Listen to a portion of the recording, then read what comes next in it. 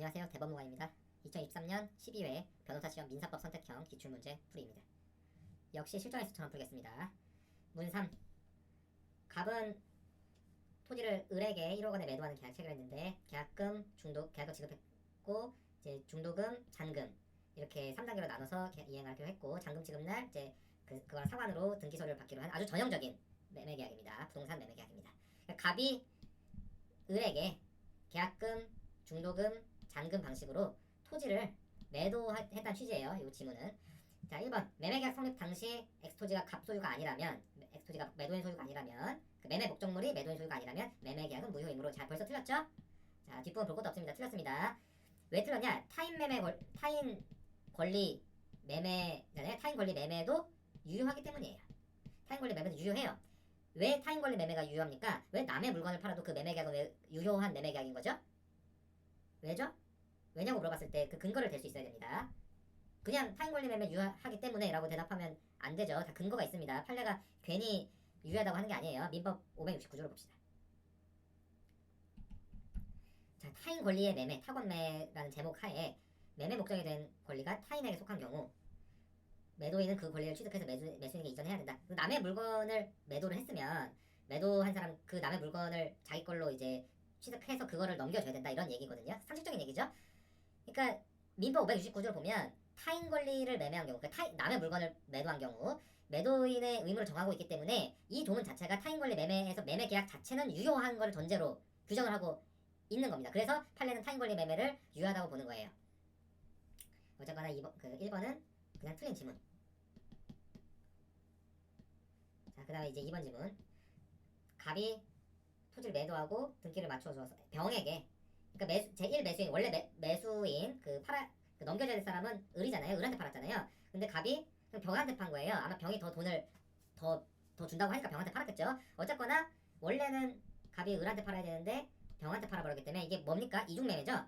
을은 제1 매수인이라고 하고 병은 제2 매수인이라고 보통 부르고 이제 제1매매, 제2매매 이렇게 부르고 이걸 이중매매라고 하는데, 자, 이런 이중매매 계약만으로는 갑이 병이랑 이중매매 계약을 체결한 것만으로는 갑이 을에 대한 소유권 이전 등기 의무가 불능이 되진 않죠. 왜냐면 그냥 갑은 그냥 제1 매수인한테 등기를 넘겨주면 되니까. 그 문제는 제2 매매 계약까지 한 다음에 등기까지 병한테 넘겨준 경우, 그러면 이제 등기를 넘겨준 이상은 갑이 을한테 등기를 넘겨줄 수 없게 됐잖아요. 그러니까 제2 매수인에게 매도하고 이중매매를 하고 등기까지 맞춰줘서 결국은 제1 매수인에 대한 등기 의무가 확정적으로 불능이 되었다는 얘기예요. 그럼 이 경우에 이중매매를 했고 이중매수인한테 등기 넘겨줬기 때문에 결국은 매도인은 제1 매수인한테 손해배상 의무가 생깁니다. 넘겨줘야 되는데 안 넘겨 딴 놈한테 팔고 등기까지 딴 놈한테 넘겼으니까 결국은 원 매수인, 제1 매수인한테 손해배상 책임을 질 거 아니에요. 그러면 이 손해배상 채권, 갑과 을 사이에 매도인과 제1 매수인 사이에 이 손해배상 채권을 피보전 채권으로 해서 이 매수인이 제1 매수인이 이 손해배상 채권을 피보전 채권으로 해서 이중매매 계약을 취소할 수 있겠냐, 사행위로 취소할 수 있겠냐라는 것인데 안 됩니다. 안 돼. 사행위로 취소할 수가 없습니다. 지문 관련해서 설명을 드리면, 자, 피보전 채권은 뭐예요? 피보전 채권은 갑의 을에 대한 손해배상 채권이 피보전 채권입니다. 피보전 채권은 손배 채권이에요. 사행이 뭡니까? 갑과 병 사이의 이중매매 계약이죠. 이중매매 계약. 요게 이제 사행이죠. 사행위가 가능하려면 시간이라고 했을 때 원칙적으로 피보전 채권이 먼저 있었어야 됩니다. 피보전 채권이 먼저 있고 그 다음에 사행위가 나중에 있었어야 돼요. 그러니까 피보전 채권이 있는 상태에서 그 채권자를 해야 하는 어떤 사행위가 있어야 한다는 거죠. 그래서 사행위 취소가 된다는 거죠. 근데 지금 이번 사항은 거꾸로 사행위 그 이중매매 계약이 먼저고 피보전 채권이 나중에 발생했잖아요. 왜죠? 피보전 채권이 손해배상 언제 생겨요? 등기 의무가 확정적으로 불능된 때죠. 갑이 을에 대해서 등기를 못 넘겨주게 됐대. 갑이 을한테 등기 넘겨줘야 되는데 그게 확정적으로 불가능하게 된 때잖아요. 그게 언제예요? 갑이 병한테 등기 넘겨준 때잖아요. 그러면 사행위 언제예요? 이중매매 계약 그 체결 시점이죠. 그러니까 이번 사안에서는 이중매매 계약 체결, 즉 사행위가 먼저 있었고 그 다음에 등기를 넘겨줌으로써 그 제2 매수인에게 등기 넘겨줌으로써 제1 매수인에 대한 의무가 불능으로 되면서 손해배상 채권이 생긴단 말이에요. 그렇죠? 그러니까 이번 그 사안은 사행위, 그러니까 이중 매매가 먼저 있었고 그 다음에 손해배상 채권, 피보조 채권이 되는 손해배상 채권이 발생합니다. 제2 매수인에게 등기를 넘겨주면서 이 시간의 간격이 근소하게나마 있을 거예요. 0 이상일 겁니다. 이 간격이. 어쨌거나 피보조 채권이 먼저가 아니라 피보조 채권이 오히려 나중에 생긴단 말이에요. 그러니까 채권 대출을 할 수 없는 겁니다. 참고로 많은 분들이 헷갈리는 게 있는데 많은 분들이 좀 오해하시는 부분이 있는데 사행이라는 게 있잖아요.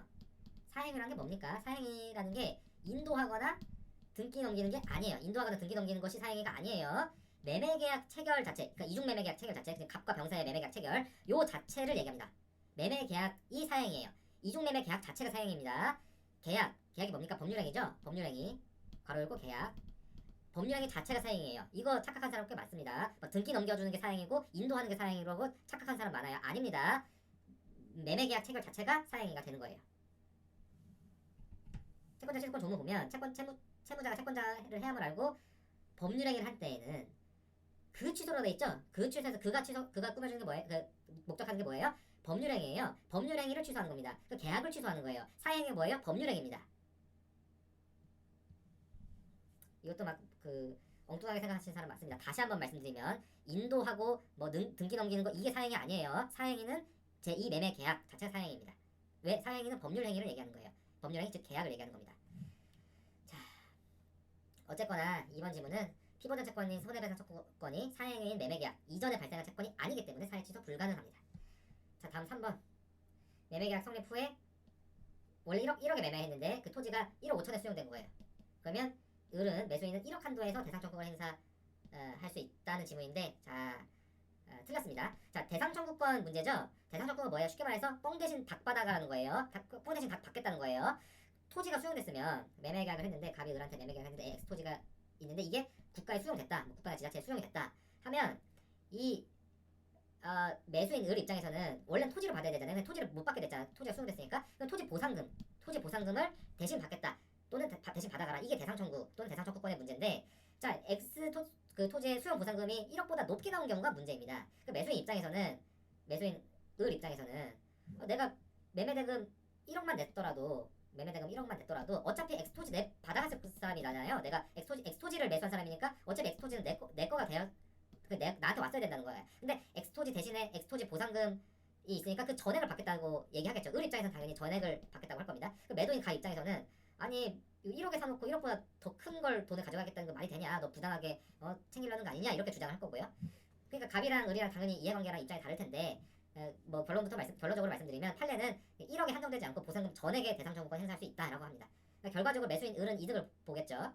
그러나 어차피 매수인 을 입장에서는 수용이 안 됐더라면 가격이 1억 5천만 원 정도인 X토지 자체를 보유했을 것이기 때문에 을이 부당한 이득을 챙기는 거라 보기는 어렵습니다. 어쨌거나 1억에 한정된다는 취지의 3번 지문은 틀린 지문이죠. 다음 4번. 토지 허가구역 내 허가구역 그 범위는 많이 중요합니다. 허가가 계속 기출문제에서 계속 나오고 있죠. 몇 문제당 하나씩 계속 나오고 있어요. 자, 거래 허가구역 내에서 허가가 없는 상태, 허가 받지 못한 상태에서 중도금 미지급이라는 채무 불이행을 이유로 매매가 해지할 수 있겠냐 이 문제입니다. 해지할 수 있을까요? 없을까요? 자, 해지할 수 없습니다. 그 4번은 맞는 지문이에요. 해지할 수 없어요. 채무 불이행 자체가 안 된다고 봐요. 채무 불이행 자체가 없다고 봅니다. 이게 무슨 구조냐면 허가를 안 받았잖아요. 허가가 없는 상태이기 때문에 매매 계약으로서의 효력이 발생하지 않습니다. 유동적 무효잖아요. 유동적 무효는 무효예요? 무효예요. 무효인데 나중에 허가를 받으면 소급해서 유효로 된다는 것 뿐이고 매매 허가 받기 전에는 무효입니다. 유동적 무효예요. 고래 상어는 고래요, 상어예요. 고래같이 큰 상어고, 예? 뭐 하여튼 잘 아시죠? 유동적 무효는 유동적이긴 하지만 무효라는 거예요. 어쨌거나 허가를 안 받은 상태에서는 매매계약으로서의 효력이 없기 때문에 매매계약으로서의 효력이 없으면 뭐예요? 매매계약에 따른 이행 청구를 할 수 없죠. 매매계약에 따른 이행 청구, 매매계약이 유효하니까 내 매매계약 유효하니까 이 매매계약에 근거해서 뭐 이행을 해. 뭐 돈을 달라든 아니면 뭐 부동산을 넘기라든 어쨌든 청구를 할 거 아니에요. 그 이행 청구 근거 뭐예요? 매매계약이 유효하니까 이행 청구를 할 수 있을 거 아니에요. 근데 매매계약이 무효면 이행 청구를 할 수 없다는 거죠. 이행 청구를 할 수 없으면 매매 계약상 대금 지급 의무를 불이행하더라도 채무 불이행 자체가 아니라는 겁니다. 이행 청구를 할 수 없으니까 그걸 이행 안 하더라도 채무 불이행 자체가 아니고 그러니까 채무 불이행을 이유로 매매계약을 해지할 수가 없다라는 논리예요. 판례입니다. 그러니까 4번은 맞는 지문입니다. 매매계약이 효력이 없기 때문에 이 4번 지문이 옳은 지문이 되는 거예요. 다음 5번. 정답은 4번이죠. 어쨌든 다음 5번. 체결 당일 계약금 일부인 계약금 얼마였어요? 아까 1,000만 원이었죠? 계약금 1,000만 원인데 1,000만 원을 낸 게 아니라 일부 200만 원만 지급하고 나머지 이틀 후 설명을 지급하기로 한 상태. 그러면 일단 계약금은 실제로 200만 원, 1,000 중에 200만 원만 지급됐죠? 그럼 이 200만 원만 지급한 것의 2배를 지급하면서 계약을 해지할 수 있겠냐는 건데 안 됩니다. 원래 계약금을 지급했으면 계약금의 2배를 지급하면서 계약을 해지할 수 있죠? 그 매도인 입장에서 이걸 계약금 해지라고 부르잖아요. 그러니까 매수인은 이제 계약금 낸 거 포기하고 계약금 계약을 해지할 수 있고 매도인은 계약금 받은 거의 2배를 매수인한테 지급하고 해지할 수 있잖아요. 그게 이제 계약금 해지잖아요. 이걸 계약금 해지라고 부르고 이거를 조문이 있죠. 565조 보시면 이렇게 해약금이라는 표제하에 방금 말씀드린 것처럼 돈 받은 사람은 2배 지급하고 해지하고 돈 낸 사람은 그걸 포기하고 해지하고 할 수가 있습니다. 이게 해약금인데 계약금이 이제 해약금으로 약정을 한 경우에 이렇게 해약금 해지를 할 수 있고요. 이게 보면 다른 약정이 없는 한이라고 되기 때문에 그냥 약정을 안 해도 해약금으로 돼서 해지할 수 있습니다. 문제는 계약금 일부만 지급한 상태에서 계약금 해지가 가능하냐 문제죠. 안 됩니다. 계약금이 1,000이면 1,000 다 지급을 해야 계약금 계약이 성립해요. 1,000을 지급해야 상대방이 2배 2,000 지급하면서 계약금 해지를 할 수 있습니다. 계약금이 1,000인데 200만 냈다? 그럼 아직 계약금 계약 자체가 성립을 안 하는 거예요. 그래서 계약금 해지 자체가 안 되죠. 그래서 5번은 틀린 질문입니다. 정답은 4번입니다. 다음은 공법 4번 문제 풀이하도록 하겠습니다.